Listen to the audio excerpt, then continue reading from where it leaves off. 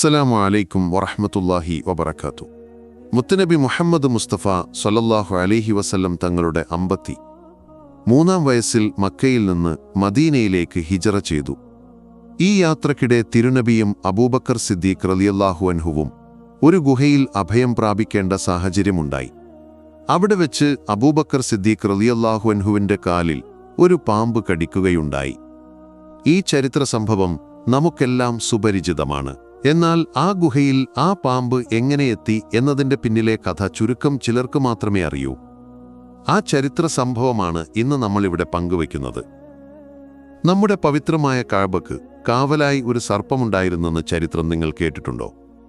ചരിത്ര ഗ്രന്ഥങ്ങളിൽ ഇത് വ്യക്തമായി രേഖപ്പെടുത്തിയിട്ടുണ്ട്. മുത്തുനബി സല്ലല്ലാഹു അലൈഹി വസല്ലം തങ്ങൾക്ക് ഏകദേശം 25 വയസ്സ് പ്രായമുള്ള ഒരു കാലഘട്ടത്തിൽ കഅബക്ക് കേടുപാടുകൾ സംഭവിച്ചു. അതിനാൽ കഅബ പുനർനിർമ്മിക്കണമെന്ന തീരുമാനത്തിലേക്ക് ഖുറൈശികളെത്തി. എന്നാൽ കഅബയുടെ ഉൾവശത്തേക്ക് പ്രവേശിക്കുന്നതിന് ഒരു വലിയ തടസ്സമുണ്ടായിരുന്നു. അതായിരുന്നു കഅബയെ സംരക്ഷിച്ചിരുന്ന ഒരു വിഷസർപ്പം. ഈ വിഷസർപ്പം കഅബയ്ക്കുള്ളിലെ ഒരു കുഴിയിൽ വസിച്ചിരുന്നു. അവിടെ രത്നങ്ങളും വിലപിടിപ്പുള്ള വസ്തുക്കളും ഉണ്ടായിരുന്നു. അവയ്ക്കെല്ലാം കാവലായി ഈ സർപ്പം നിന്നു. ദുരുദ്ദേശത്തോടെ ആരെങ്കിലും കഅബയ്ക്ക് സമീപത്തേക്ക് വന്നാൽ ആ സർപ്പം പത്തിവിടർത്തി അവരെ നേരിടുമായിരുന്നു. ഈ സർപ്പത്തിന്റെ താഴ്ഭാഗം വെള്ളനിറവും മുകൾ ഭാഗം കറുത്ത നിറവുമായിരുന്നു. കഅബയെ ചുറ്റിക്കിടന്നാൽ പോലും അതിന്റെ തലയും വാലും കൂട്ടിമുട്ടുന്ന വിധത്തിൽ വലിപ്പമുള്ളതായിരുന്നു ഈ പാമ്പ്. കഅബ പുനർനിർമ്മിക്കുന്നതിനും ഈ സർപ്പം ഒരു വലിയ ഭീഷണിയായി നിന്നു. ഈ സമയത്താണ് ഒരു പരിഹാരമുണ്ടാകുന്നത്. റോമൻ ചക്രവർത്തിയായ സീസർ ഒരു കപ്പലിൽ കടൽ യാത്ര ചെയ്തുകൊണ്ടിരിക്കുകയായിരുന്നു. ആ കപ്പൽ നിറയെ കെട്ടിട നിർമ്മാണ സാമഗ്രികളുമായിരുന്നു. എന്നാൽ ജിദ്ദ മുനമ്പിൽ വെച്ച് ശക്തമായ കാറ്റിൽ കപ്പൽ തകർന്നു കരയിലേക്ക് അടുക്കുകയാണ്. ആ കപ്പലിൽ ബാക്കോം എന്ന പേര് വിളിക്കപ്പെട്ട ഒരു വിദഗ്ധ ശില്പിയും ഉണ്ടായിരുന്നു. ഈ വാർത്ത ഖുറൈശി പ്രമുഖർ അറിഞ്ഞു. ഇതൊരു നല്ല അവസരമാണെന്ന് കരുതി അവർ ഈ ശില്പിയെ കൊണ്ടുവന്ന് കഅബ പുനർനിർമ്മിക്കാൻ തീരുമാനിച്ചു. എന്നിരുന്നാലും ഈ വിഷസർപ്പമുള്ളപ്പോൾ എങ്ങനെ കഅബ പുനർനിർമ്മിക്കുമെന്ന ചിന്ത അവരെ അലട്ടി.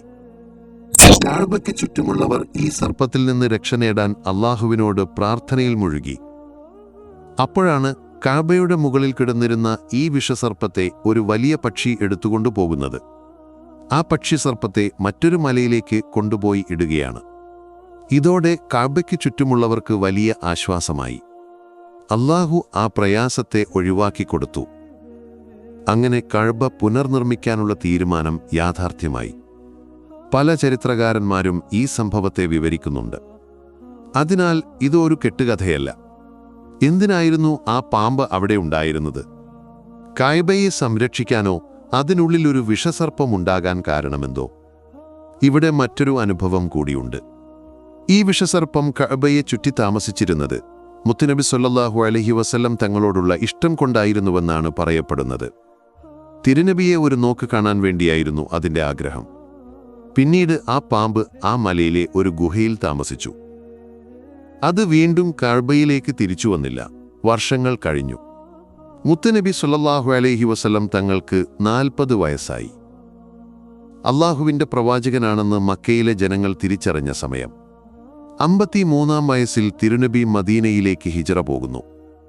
ആ യാത്രക്കിടെ തിരുനബിയും അബൂബക്കർ സിദ്ദീഖ് റളിയല്ലാഹു അൻഹുവും ഒരു ഗുഹയിൽ ഒളിക്കേണ്ട സാഹചര്യമുണ്ടായി.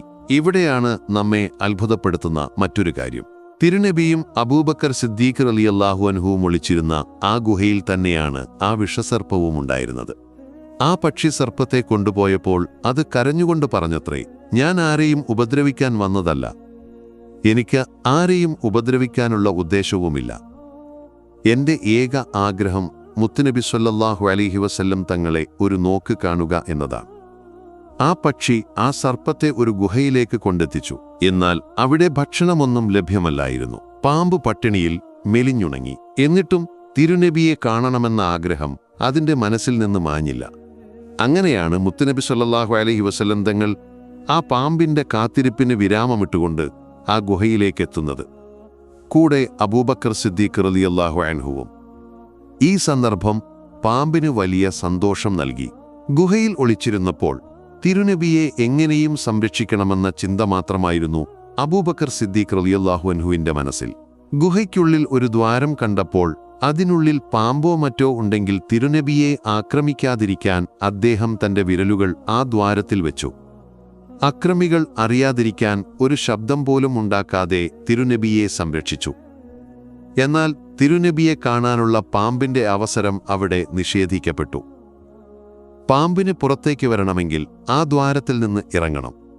എന്നാൽ അബൂബക്കർ സിദ്ദീഖ് റളിയല്ലാഹു അൻഹുവിന്റെ വിരലുകൾ അവിടെയുള്ളതിനാൽ പാമ്പിന് പുറത്തേക്ക് വരാൻ കഴിഞ്ഞില്ല. പാമ്പ് പല ശ്രമങ്ങളും നടത്തി.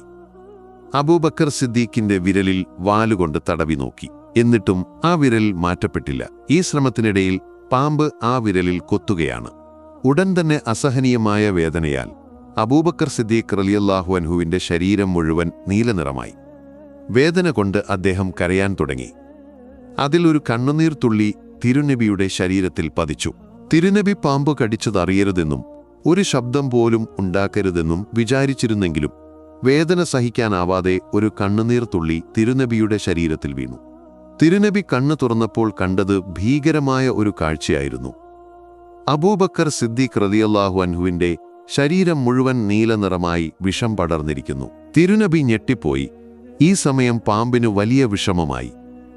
കാരണം പാമ്പ് ഒരിക്കലും അബൂബക്കർ സിദ്ദീഖിനെ ആക്രമിക്കാൻ ഉദ്ദേശിച്ചിരുന്നില്ല.